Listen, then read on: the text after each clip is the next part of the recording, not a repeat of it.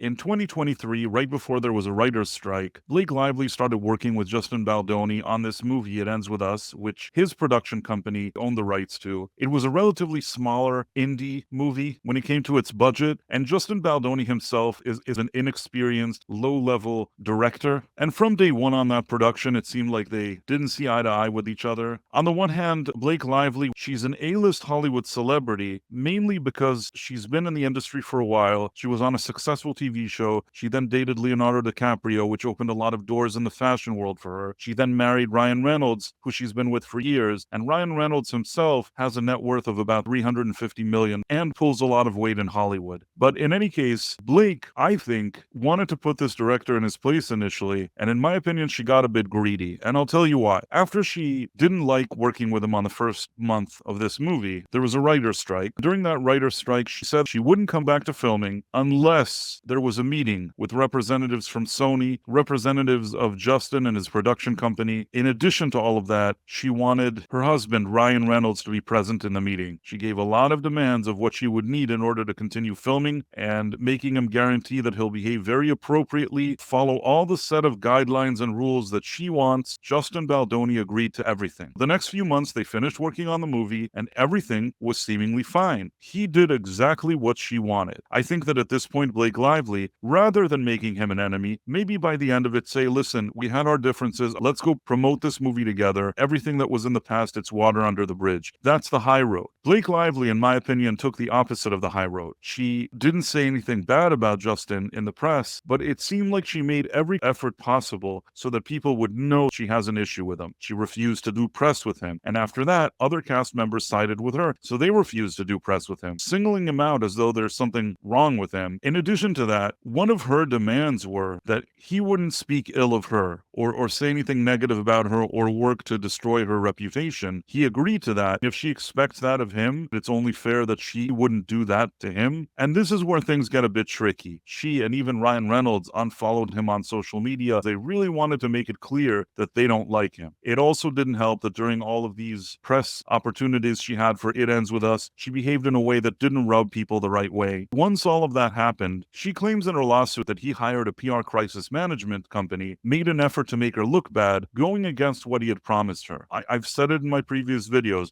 I think this is a two to tango situation. I think Blake Lively is a bit full of herself. That's my instinct. She's too used to this kind of treatment. I think that what she did was overkill. At the same time, have nothing great to say about this Justin Baldoni guy. There's nothing that he's said and done to date that's given me the feeling that I especially like him. But at the same time, the second he agreed to all of her terms and they finished making the movie the way she wanted, that should have been the groundwork for making peace with him. That's the professional way. Instead, she went the opposite way, and once she did that, she forced him into a situation where I can at least understand why he wanted to react to what she was doing, because there was a clear effort here to make him look bad. There's already a new article in Deadline explaining that Justin Baldoni is ready to fight back. He wants to countersue her, that it was Lively's team responsible for smears against Baldoni, not the other way around as claimed in her legal filing. He has WhatsApp messages from Baldoni's team. In addition, WhatsApp messages from Baldoni's team have been presented out of context in a way that alters their meaning. He's claiming that Lively's own publicist planted stories painting Baldoni in a bad light with news organizations, and that Lively's legal move is designed to rebuild her public image after she received bad press during the promotional campaign for the film. Yes, a lot of these interviews where Blake Lively looks bad, it's not Baldoni's fault. She doesn't look good in the interviews because something comes off about her snooty and self-entitled. She's promoting products. She seems very much focused on her own brand. This was a movie about abuse. It seemed like she was thinking about other things while promoting this. I don't especially love either of these people based on what I'm looking at. At the same time, I also think this has already become petty and stupid and completely unnecessary. At least with the Johnny and Amber trial,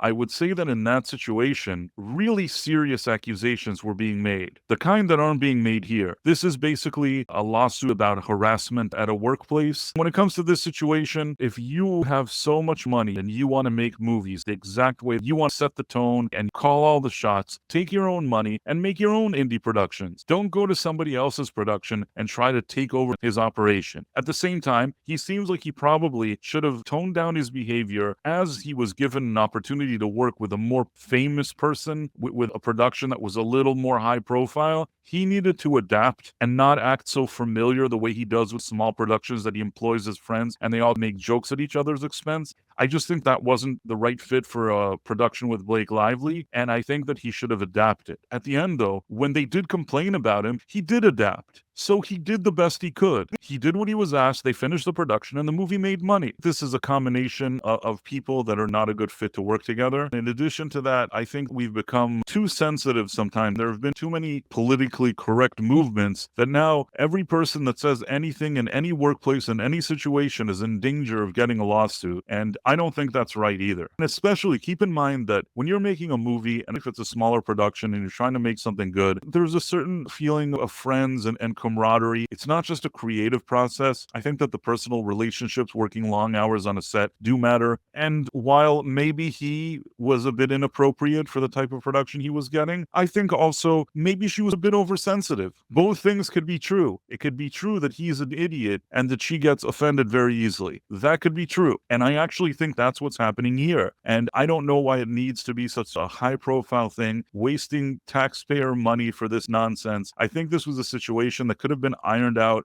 in a more pleasant and friendly meeting between a few colleagues that worked on a movie together that ended up a success. But it is what it is. I understand that we'll be hearing more about Justin Baldoni's counter lawsuit against Blake Lively around the new year or when things start picking back up again. The reason that there's this article here now is that because she did it before Christmas, Blake Lively, and he wanted to respond but couldn't do so legally, he made some kind of statement via his representatives explaining that he's not just taking this, he's actually prepared to fight back. I guess we'll have to see what happens. I will obviously continue to update you all as I hear more about this lawsuit and where it's developing. If you enjoy my analysis, please make sure to like, to subscribe to my channel. It helps me make better videos for you, which is really what I'm looking to do. Thanks for watching, my friends. Thank you, and good day.